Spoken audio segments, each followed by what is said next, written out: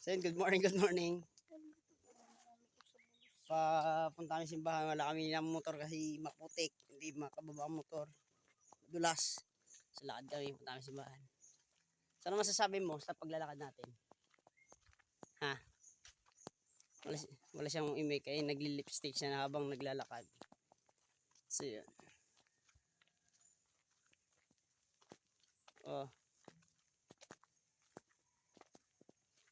Uy. So yun, kailangan natin magsimba. Magpasalamat. Tingnan mo. Tingnan nyo, lalakarin namin. So, kung lupa kami mag-ano, mag-church. Doon sa church namin. So yan. So yun, naglalakad na kami sa kalsada. So yun, late na ang others. So mahirap talaga pag walang service.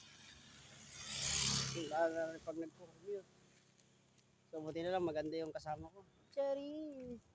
Ay, hindi siya masaya. Kasi meron na siyang iba.